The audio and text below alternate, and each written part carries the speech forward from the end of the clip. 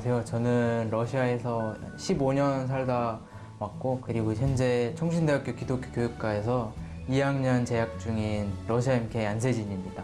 저희 부모님은 지금 러시아에서 그 다문화 사역 보통 중심을 하고 계시고요. 그리고 좀 더 정확하게 말씀드리자면 소수민족 사역을 계속 중점으로 하고 계세요.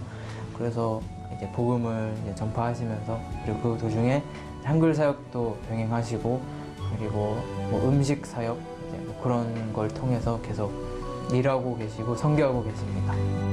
설립을 추진을 했는데 1950년 한국 전쟁으로 인해서 지연이 됐습니다. 듣고 있는 시간인 것 같아요. 설교 내용으로만 구성되는 문제를 극복하기 위한 아이디어. 근데 이거는 제가 생각한 이제 그런 질문들이나, 그리고 앞으로의 그런 메타버스에 대한 질문들은 요즘 사람들은 미디어에 잘 너무 익숙해져 있잖아요. 그래서 저는 이제 메타버스가 이제 계속 되면 될수록 메타버스의 사람들이 어떻게 보면 이제 중독이 될 수 있다고 생각하거든요. 저는 한국에 대한 역사에 대한 좀 어려움이 있었어요. 한번 서대문 형무소 거기를 갔었어요. 근데 거기를 갔었는데, 근데 제가 이제 그때 막 러시아에서 한국으로 왔었던 시기였거든요. 근데 한국에 대한 역사가 아무것도 없으니까, 그래서 갔는데 뭐 오늘은 뭐 일제강점기에 대해서 배운다라고 하는데, 근데 제가 그때 이해를 못했어요. 일제강점기가 뭔지도 몰랐고 그때는.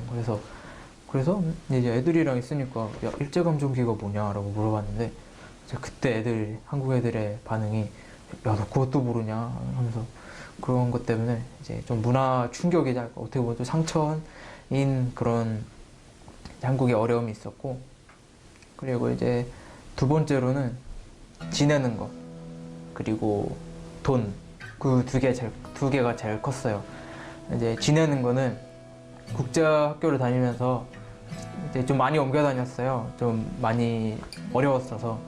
그래서 옮겨 다니면서 뭐 그런 자체상 속에서 일어날 수 있을 만한 뭐 그런 트러블이나 그런 거에 대한 좀 어려움이 있었고, 그리고 그 돈 관련된 거는 이제 어떻게 보면 자취를 하니까 또 사 먹을 때가 많잖아요. 그리고 이제 또 혼자 생활하고 생활비도 벌어야 되고, 그래서 그런 상황 속에 있는데, 이제 한국에 온 지 얼마 안 된 어떻게 보면 러시아 사람의 외국인이 이제 한국어도 잘 제대로 이제 그러니까 알아는 듣는데 제대로 이해 못하고 제대로 말도 못하는데 알바를 구할 수가 없잖아요. 어떻게 보면은 또 하다가 잘릴 수도 있고.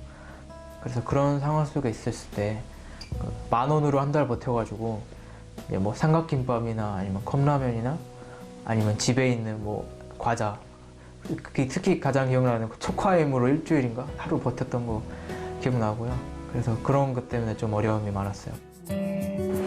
아, 이게 또 한국인이지만 외국에서 생활하는 시간이 많다 보니까 뭐 역사, 문화, 뭐 생활 적응할 것들이 한두 가지가 아닌 것 같아요. 진짜 외국인이죠. 네.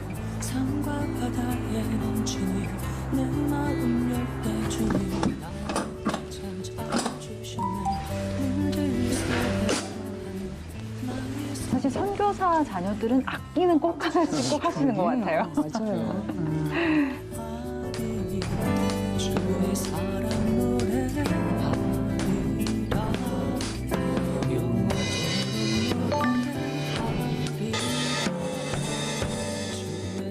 러시아에서부터 느꼈던 약간 그런 어려움이나 힘듦 속 때문에 한국에 오면은 이제 그런 한국에서 일어날 법한 그런 차별이나 무시는 더 이상 없겠다. 그리고 이제 한국 가면은 친구는 이제 생기겠다. 러시아에서보다 지냈던 것보다는 좀 더 나은 생활을 할 수 있겠다 했는데, 그 정반대였던 거죠. 이제 약간 아니 날 여기로 보내셨으면 좀 알아서 하던가 해야지, 약간 그런 상태였어요.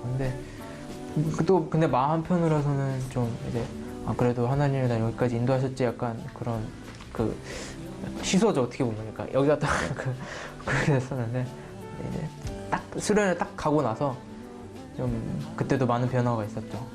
하나님이 나를 향한 특별한 계획이 있다라는 걸 깨닫게 되고, 그리고 내가 여태껏 이렇게 살아온 데는 뭐 이유가 있다, 약간 말씀을 해주시고, 저는 이유를 모르지만 하나님이 그렇게 약간 그런 말씀을 통해서 위로해 주심으로써 감사한 마음을 가지게 되고, 그리고 날 끝까지 인도하신다는 것 때문에 그 감격으로 인해서 이제 계속 앞으로 나아갈 수 있게 되는 걸 경험하게 돼서 이제 그런 수련회를 통해서 회복이 됐었어요. 하나님이 결국에는 또 네. 만나주셨네요. 믿음의 뿌리가 깊은 것 같습니다. 네. 사진이 찍으러 나온 것 같아요. 재능이 많네요. 영상 제작을 꿈꾼다고 했으니까 아마 네. 비전 MK에서 이제 미디어 팀에서 이제 그런 뭐 편집이나 아니면 촬영이나 그런 걸 계속 하다 보니까 좀 관심이 많이 생긴 거죠. 사실 그 미디어 쪽이나 그런 거는 그 전에도 계속 했었는데 선교단체를 통해서 좀 많이 집중적으로 하고 이제 많이 성장할 수 있었던 거죠. 그래서 그쪽에 많이 관심이 많이 생겨서 그냥 약간 이쪽 길로 가면 어떨까라는 생각을 많이 해봤어요. 그래서 시대가 가면 갈수록 영상 쪽이 많이 발달이 될 텐데 그러면 내가 글로 가도 되지 않을까라는 생각 때문에 요즘에 그 진로 고민을 그쪽으로 많이 생각하고 있습니다.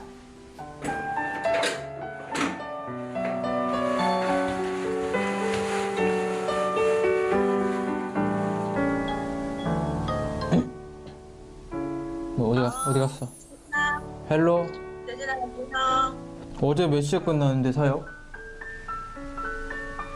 어제 9시 넘어서 왔어 집에. 어제 무슨 날 아니었잖아. 아니 예배 다 끝나고 또 이렇게 좀 얘기 좀 하느라고.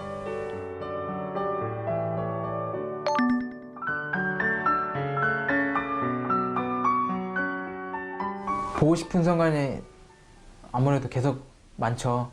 이제 밥 같은 거 할 때는 엄마가 보고 싶고, 뭐 일 처리 내가 못할 것 같은 것들은 아빠가 보고 싶고, 약간 그런 것 같아요. 이제 MK로 살아가는 거에 대한 저는 사실 저는 부끄러움이 별로 없었어요.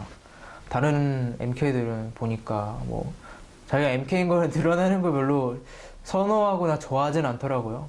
미셔너리 키드스라는 그 정체성으로 살면서 저한테는 오히려 더 큰 감사함이랑 유익이 더 많았어요. 저한테는 특수하고 특별한 상황에서 자라나는 게 MK들이잖아요. 부모님 어쩔 수 없이 따라가서. 근데 저도 어떻게 보면은 그렇게 살아왔기 때문에 이제 나는 나로서 있는 거고, 나는 저 사람과 다른 장단점을 가지고 있고 강점을 가지고 있다. 그런 걸 깨닫게 돼서 저는 오히려 그런 MK라는 신분에 대해서 저는 오히려 감사한 마음을 가지고 있습니다.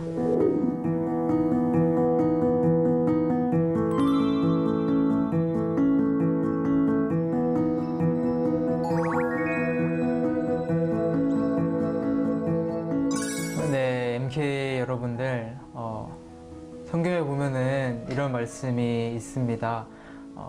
한나는 인내를, 인내는 연다는 소망을 이라는 말씀이 있는데, 특히 MK로서는 그런 환난, 고난 그런 게 많을 거고요.